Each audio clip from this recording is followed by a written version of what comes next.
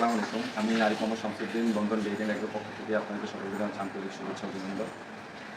আপনারা অনেকেই জানতে চেয়েছেন আমরা আমাদের গাভীকে দানাদার খাবারের মধ্যে কী খাবার দিয়ে থাকি সাধারণত এবং কী পরিমাণ দিয়ে থাকি।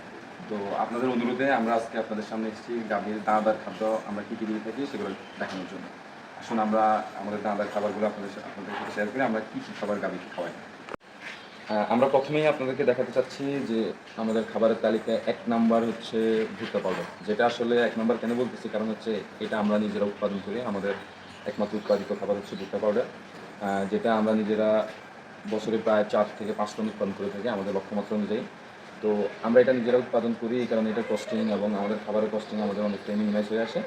তো এটা আমরা আমাদের খাবারের পরিমাণের মধ্যে 12 থেকে 15% পরিমাণ আসে, ঠিক আছে।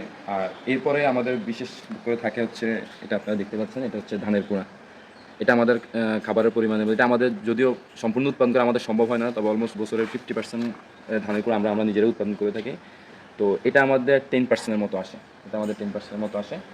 আর তারপরে আমাদের রয়েছে এখানে দেখতে পাচ্ছেন আমাদের এটা হচ্ছে সয়াবিন ভুসি। এই সয়াবিন ভুসিটা আমরা গাভীকে দিয়ে থাকি আমাদের পরিমাণ অনুযায়ী, আমরা যে পরিমাণ প্রয়োজন মনে করি আমরা সেটা সেই পরিমাণ দিয়ে থাকি। আর এর পরবর্তীতে আমাদের আছে আরেকটা বিশেষ খাবার, সেটা হচ্ছে ভুট্টা ভুসি, যেটা আসলে অনেকেই হয়তো অপরিচিত থাকতে পারেন।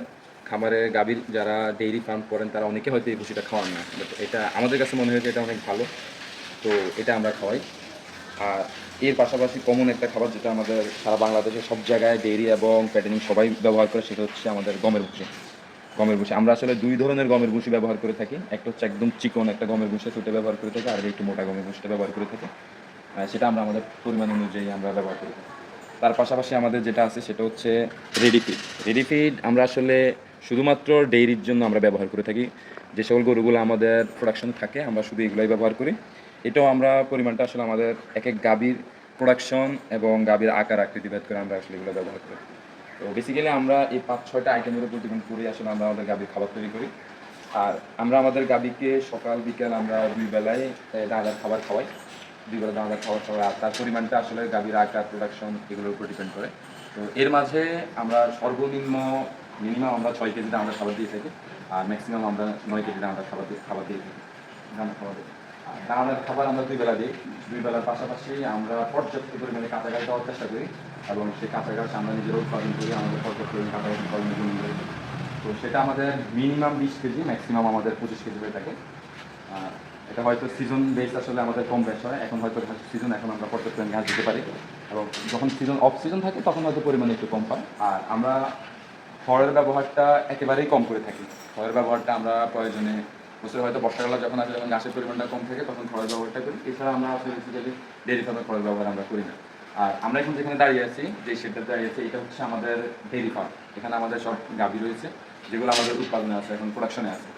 আর এই প্রোডাকশন এখান থেকে ড্রাই ফিডে চলে যাওয়ার পরে আমাদের আরেকটা শেড আছে, যে শেডে আমরা এগুলোকে পাঠিয়ে দিই। এবং প্রেগনেন্সির একদম প্রথম যেগুলো বকনা আমরা আমাদের খামারে উৎপাদিত বকনা থাকে, যেমন আপনারা এই বকনাটাকে দেখতে পাচ্ছেন, এটার বয়স এখন ৮ মাস রানিং। এটা যখন এই কনসিভ করবে অথবা এটা যখন ইনসিমেন্ট দিব আমরা এটাকে এখান থেকে সরাসরি আমরা আমাদের প্রেগনেন্ট যেসব গাভী থাকে ওই শেডে আমরা নিয়ে যাই।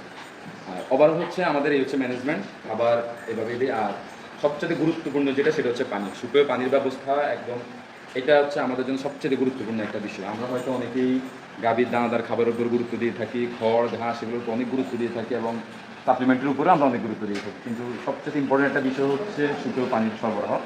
তো আপনারা আমাদের খাবারের পাত্রের ধরনটা হয়তো আপনারা দেখতে পাচ্ছেন কিনা জানি না। আমরা এটার মধ্যে আমাদের গাভীকে আমরা কিন্তু আরেকটা কথা বলে রাখি, আমরা আমাদের গাভীকে শুকনো খাবার দিয়ে থাকি।